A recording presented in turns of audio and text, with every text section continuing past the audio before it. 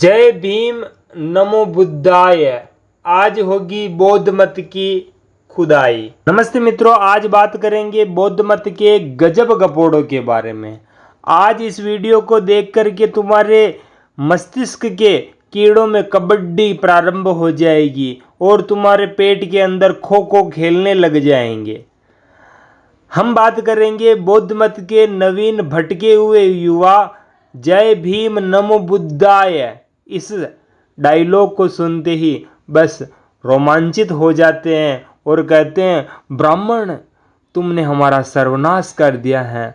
ब्राह्मण नहीं थे इस संसार में, सब जगह बौद्ध मत फैला हुआ था। ब्राह्मण यहाँ पे आए और यहाँ पे सबको कब्जा लिया, यहाँ के लोगों को मारा पीटा और यहाँ के लोगों का धर्म परिवर्तन करवा के उनको हिंदू बना दिया।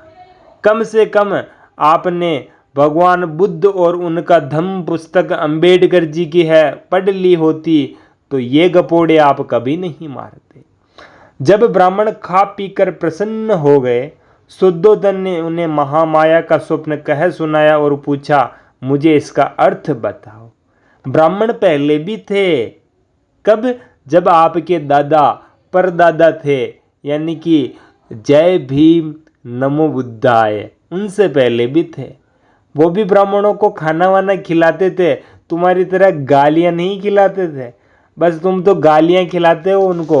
और ब्राह्मण कोई जन्म से नहीं होता, ब्राह्मण कर्म से होता है। ब्राह्मणों का उत्तर था, महाराज निश्चिंत रहे, आपके यहाँ एक पुत्र होगा। यदि वह घर में रहेगा तो चक्रवर्ती राजा होगा, यदि ग्रह त्याग कर सन्यासी होगा तो वह बुद्ध बनेगा, संसार के अंधकार का नाश करने वाला। और यहाँ पे आपको पता है, आप दिन रात गालियां निकालते हो कि उनकी भविष्यवाणी सच कैसे हो जाती है तुम्हारे। यहाँ पे आपने बाबा साहब की पुस्तक पढ़ी नहीं है, यहाँ पे उनकी भविष्यवाणी सच भी हुई, पुत्र भी हुआ और वो बुद्ध भी बना। और तुम कहते हो ना जाति प्रथा यहाँ पे हिंदुओं ने चलाई, इनके पोप पंडों ने चलाई। आप खुद देख लो, अपनी जो दादी माँ है ना, कौन, महामाया जी, महामाया जी को कहारों के कंधों पर उठा करके वो पालकी में बिठा कर ले जाया था उनको मायके। अब आप कहो दो कहारों के साथ बहुत अत्याचार किया महामाया ने, कहो। जब कोई हिंदू ऐसा कर देता ना तो तुम्हारे पेट के अंदर कबड्डी खेलने लग जाते हैं सारे के सारे आंतड़े और फेफड़ियां। थोड़ा देखो आप और आगे पढ़ो। जिस समय पालकी लुम्बिनी वन में गुजर रही थी तो उसकी वो उनको सुसज्जित जैसा देख करके फिर वो वहाँ से उतर गई। ये मतलब उनके कंधों पर महामाया जी बैठी थी। क्या उन छी, महामाया जी ने गलत किया है, कहारों के साथ अन्याय किया है, उनको ऐसा नहीं करना चाहिए था। बेचारे भोले गरीब कहारों को कंधे पे बोझ उठाना पड़ा। अब आप कहोगे नहीं, ये तो सेवा तो सभी करते हैं। सेवा सभी करते तो इधर हिंदू करवाते तो क्या पेट में कबड्डी क्यों खेलते तुम्हारे कीड़े।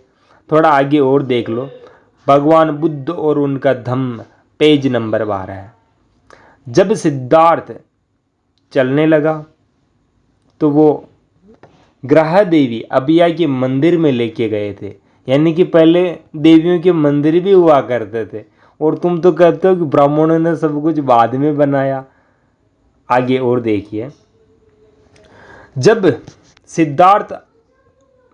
सिद्धार्थ की प्रारंभिक शिक्षा प्रारंभ हुई 8 वर्ष की आयु में सिद्धार्थ ने अपनी शिक्षा आरंभ की। जी ने शुद्धोधन ने महामाया के स्वप्न में व्याख्या करने के लिए बुलाया। किन्होंने? 8 ब्राह्मणों ने। 8 ब्राह्मण तुम्हारे दादाजी के आचार्य थे, उन्होंने पढ़ाया। फिर भी ब्राह्मणों को गाली निकालोगे दिन रात, ब्राह्मण तुच्छ है, ब्राह्मण नीच है, ब्राह्मण कपटी है, ब्राह्मण छल वाले। अगर तुम्हारे दादा गुरु को नहीं पढ़ाया होता इन ब्राह्मणों ने तो आज तुम किसको मानते? आज बिना पढ़ाए कोई पढ़ सकता है क्या? आगे, जो कुछ वे जानते थे तब वे सब सीखा चुके थे। उन्होंने क्या क्या पढ़ाया आपको पता है? उन्होंने सभी दर्शन पढ़ाए उनको, साथ ही साथ आप 6 नंबर वाली लाइन देखिए, जो कुछ वे जानते थे तब वे सब सीखा चुके। तब शुद्धोधन ने उदीच्य देश के उच्च कुलात्पन प्रथम कोटि के भाषाविद तथा व्याकरण वेद भी पढ़े थे, वेदांग तथा उपनिषदों तेन पूरे जानकार सब मित्र को बुला भेजा और उनके हाथ का सिंचन शुद्धोधन ने करवाया और उनको सिद्धार्थ को सौंप दिया। वह उनका दूसरा आचार्य था। सिद्धार्थ ने दर्शन शास्त्र पर भी अपना अधिकार कर लिया, वो दर्शन भी पढ़े थे।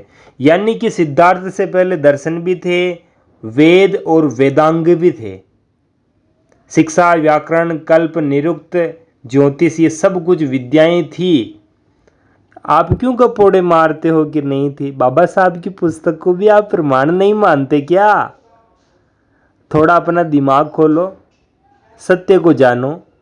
ब्राह्मणों को दिन रात गपोड़ी लाल की तरह गालियां मत निकालो, क्योंकि आपके ब्राह्मणों ने ही आपके दादाजी को पढ़ाया। नहीं पढ़ाते तो अनपढ़ ही रह जाते। और फिर ये डायलॉग कैसे बोलते, बुद्धम शरणम गच्छामि। आपका अपना YouTube चैनल है, सत्य को जानो। सत्य बहुत कड़वा होता है। लोगों की बातों को क्यों मानते हो? पहले पुस्तकें पढ़ो तो सही बौद्ध मत की। धन्यवाद जी।